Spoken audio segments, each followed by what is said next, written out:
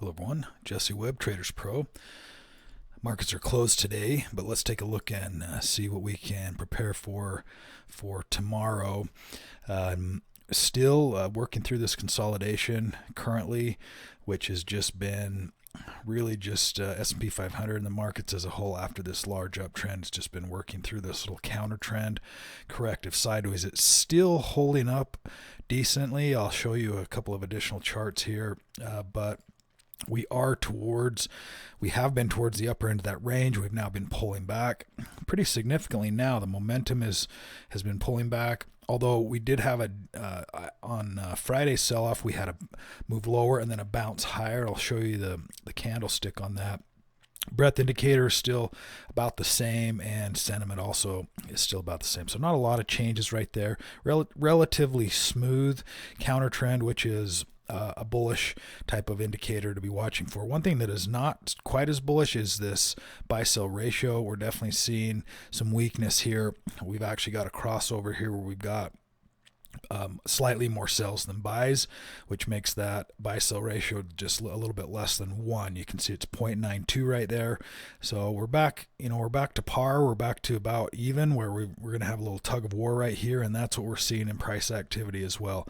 Sentiment, we've come off the extremes. We're now pulling back. We're about halfway back again, and so now what we want to watch is see if we hold up any kind of a support area about halfway through this chart. If we come up and then pull back and we start to find some support moving higher, that'll also be kind of a bullish indicator. So lots of mixed messages here in the market, which we'll also see on the SPY. I've mentioned this before. When you see this, lots of color here, that's not what we want to see. We want to see all green, or we want to see all red. When we see a combination of everything here, that just means indecision. That means we're either stuck in a sideways counter trend or shifting trends entirely. But the bar that I mentioned, and so this support range here, right around that area were some previous highs. Now we're trying to find some support here. So we'll see if we do find some support. If we can get a decent move tomorrow, then this actually could turn into a decent looking pattern where you've got this. Let me actually just switch the coloring over here. If you go to signals and then go to candlesticks, then it will show you the bar price pattern. But you can see this candlestick here where we had this open, we sold off. Oh goodness, grab the right marker there. This low, and we opened here, we traded lower, and then we actually rallied higher. So it ended up closing higher than where it opened, but it spent some time down here. So there was buying activity at this low on S&P 500, and you just draw that line. And so this isn't a perfectly solid support area, but it's right inside that range. So if we could see a gap higher and a decent bar up tomorrow, then you have those three candlesticks there where you have one that's down, one that's an indecision day, and then one that's a positive day.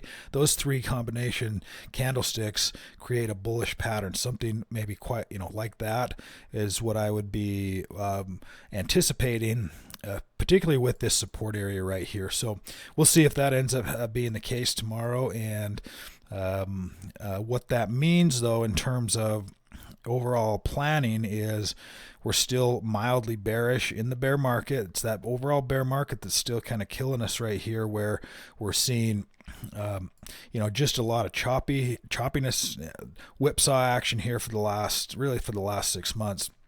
Not a lot of real positive price activity, primarily sideways activity. So here where things are pulling back a little bit, that mildly bearish in the bear market, that's still going to mean that you're going to want to protect any winners that you've got by raising stop levels and then selling any losers. In a bear market, when the losers roll over and they start to head lower, they can often do that pretty quickly. So want to be aware of that. One of the things I noticed today also is the utilities. Under sectors, utilities is bumped up here to the top. We've got 25 in that buy list. If you go through those, there's actually some nice looking setups. Let me move this back to signal, and move out to a 6-month time frame. GNE, which is a nice chart. This is a nice bullish pattern. This is what we want to see when we see this uptrend. We see a pullback, because what would have happened here is this setup right here was probably extreme right here. So you want to allow that pullback in that uptrend if it reaches that extreme range. In fact, we can see if we mouse over this right here, over on the side over here, you can see it, this momentum at the very bottom. If I mouse over that, it's 176. The day before that was 212.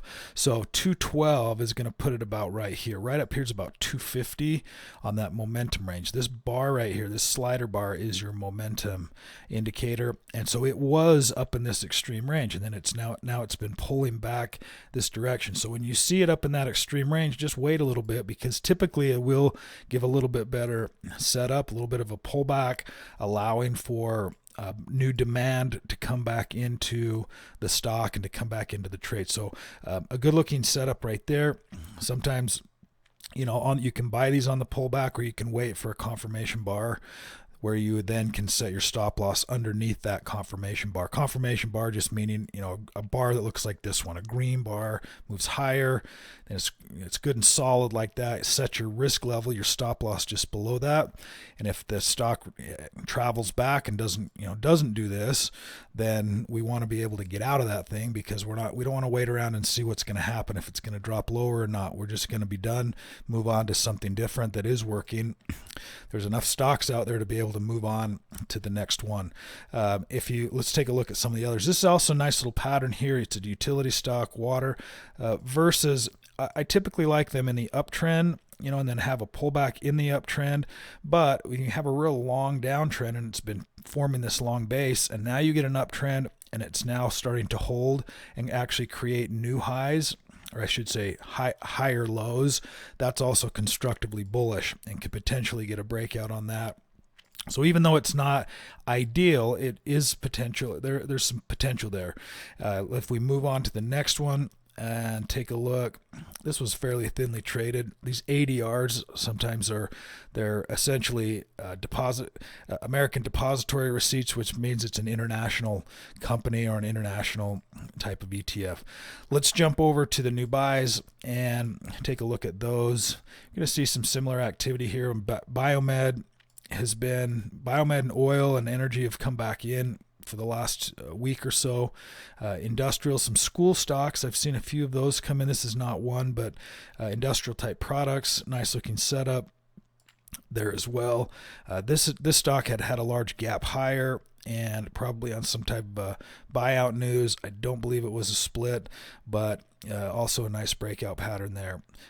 Computer integrated systems, satellite IRDM. So go through that new buy list, take a look today, and days like today are nice to be able to build out your watch list, take a look at some ideas that you may be considering for the upcoming week, and just remember the overall setup. When we're looking at a new buy, we're looking for buying typically the day after the buy signal is given, because our database updates this in the evenings. So the next morning, this is going to be a new buy signal.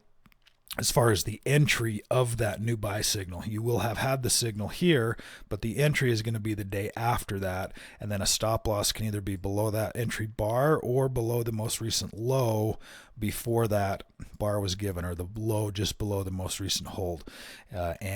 And then holding on to it. In this case, in this bear market, I would hold on to it as long as it's green. If it moves back to yellow, I may use that as an opportunity to adjust a stop or even exit the position entirely, because you just want to have a little bit tighter risk parameters in a overall bear market.